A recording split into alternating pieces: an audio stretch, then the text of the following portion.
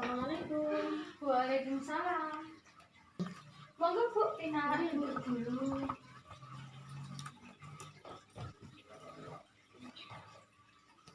Dengan ibu siapa? Iki Allah, Bu. Umur berapa ya Bu? 25, Bu. Ada yang bisa saya bantu?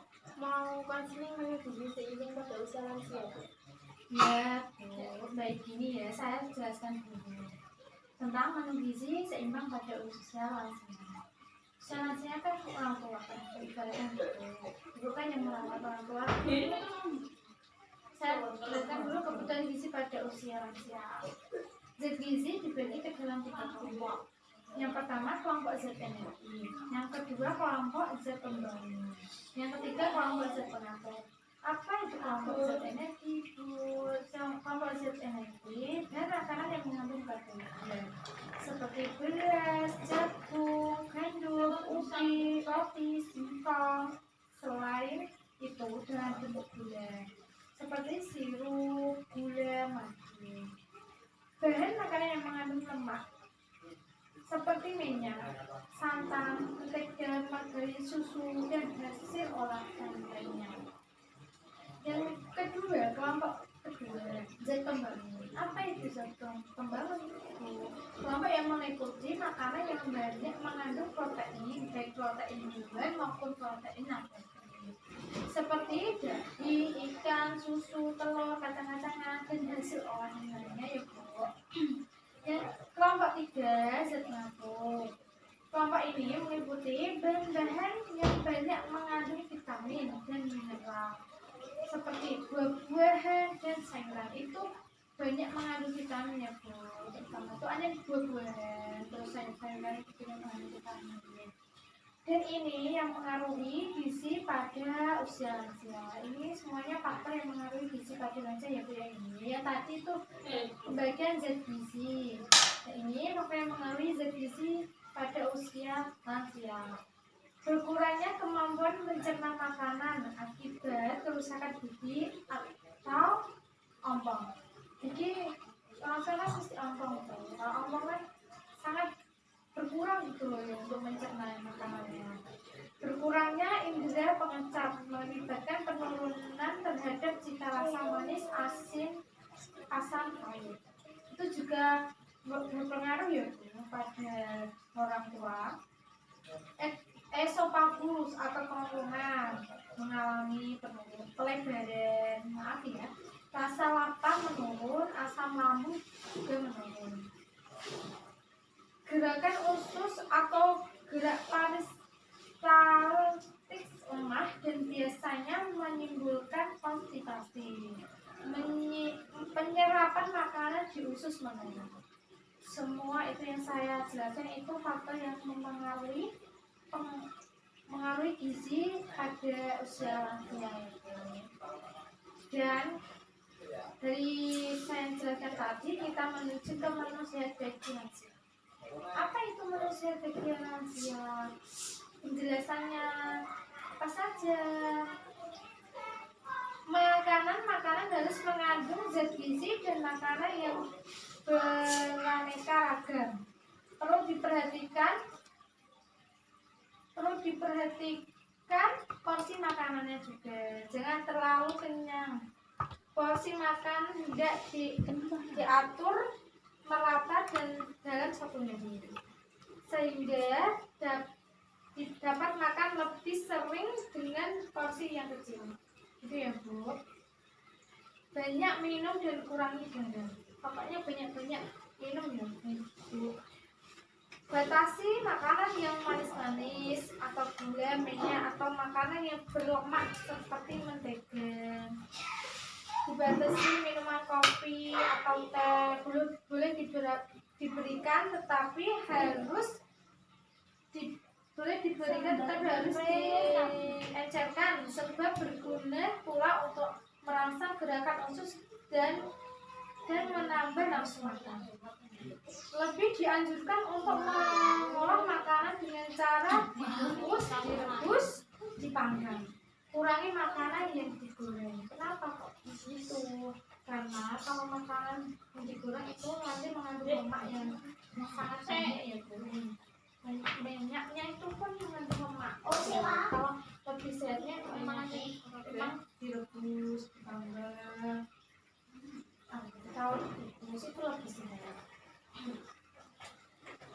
harus pintar-pintar memilih bahan makanan yang sehat bagi usia lanjut. Harus pintar ya Bu. Kita kan sebagai orang yang muda, masih muda, kita punya tanggungan merawat orang tua.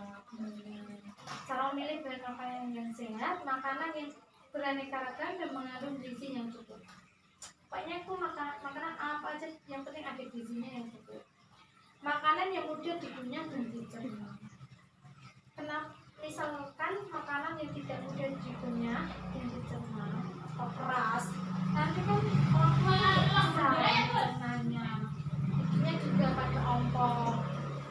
Protein yang berkualitas seperti susu, telur, daging, dan ikan. Sumber karbohidrat seperti roti, daging, dan sayur-sayuran berwarna hijau. Makanan yang terutama mengandung lemak nabati dikurangi, serta kurangi makanan yang mengandung lemak hewani. Itu harus dikurangi ya Bu. Makanan yang mengandung zat besi seperti kacang-kacangan, hati, daging, bayam, sayuran hijau. Dan makanan yang mengandung kalsium seperti ikan atau sayur-sayuran. Batasi makanan yang diawetkan. Kita harus membatasi makanan yang diawetkan. Ya, tidak boleh. Misalkan kita masak pagi hari nanti disimpan di kulkas, kita berikan makan ke orang tua malam hari, itu sangat tidak boleh. Kita harus memberikan makanan kepada orang tua itu yang sangat segar gitu ya Bu. Kebutuhan air meningkat serta untuk melancar proses metabolisme. Banyak minum air putih dapat mencegah terjadinya dehidrasi atau kekurangan cairan, serta menurunkan resiko penderita batuk ginjal. Kalau kita kekurangan cairan itu akan mengakibatkan batuk ginjal ya Bu. Dehidrasi. Kita harus lebih minum air putih selama 6-8 gelas per hari. Ini cara mengolah makanan. Kita harus membersihkan sayuran sebelum dimasak. Cuci sayuran dalam keadaan utuh. Kenapa? Kalau kita harus dipotong-potong, kenapa tidak boleh ya Bu? Tidak boleh, karena zat gizi yang terkandung di dalamnya akan hilang. Kalau misalkan kita cuci sayuran dalam keadaan utuh, habis itu kita potong-potong, itu nanti zat gizi yang terkandung di dalamnya tidak hilang.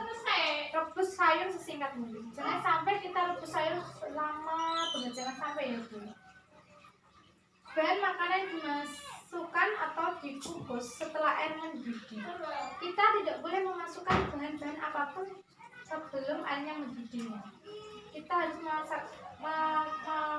masukkan atau kukusan sayuran apapun itu air sangat mendidih baru kita dimasukkan. Makanan batasi garam dan bumbu penyedap yang merangsang. Jangan sampai kita kasih itu yang berlebihan. Tidak boleh bagi aturan.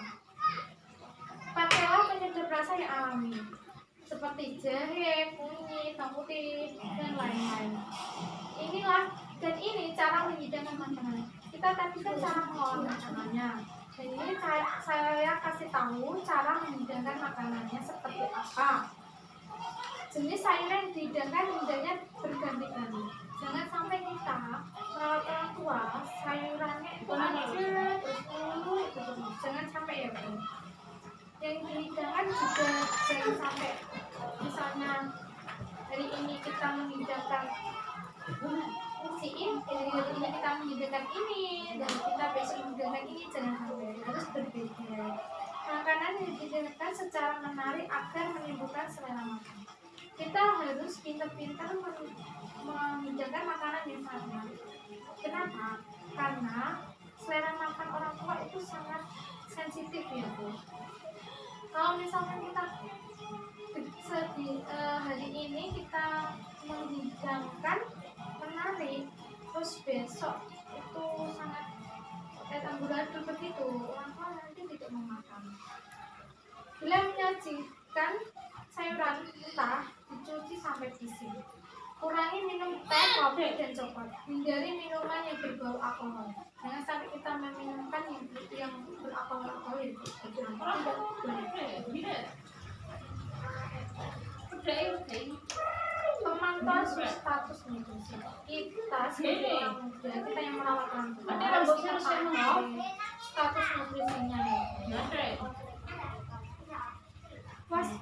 mewadahi lansia di wilayah yang kurang-kurang bersosialisasi, hidup sendiri, kehilangan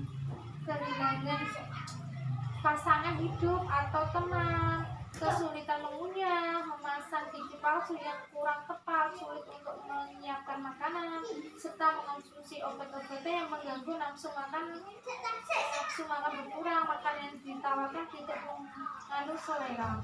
Karena hal ini menjadi lebih mudah sakit dan tidak bersemangat. Kekurangan vitamin D biasanya terjadi pada lansia yang kurang mendapatkan paparan sinar matahari, jarang atau tidak pernah minum susu, dan kurang mengonsumsi vitamin D yang banyak terkandung pada ikan, hati, susu, dan produk olahan lainnya. Baik, itu tadi penjelasan saya mengenai menu gizi seimbang pada usia lansia dan merawat gizi seimbang, merawat orang tua ya Bu. Gimana nanti caranya yang kamu ibu di rumah nanti merawat orang tua, itu tadi cara-caranya ya Bu.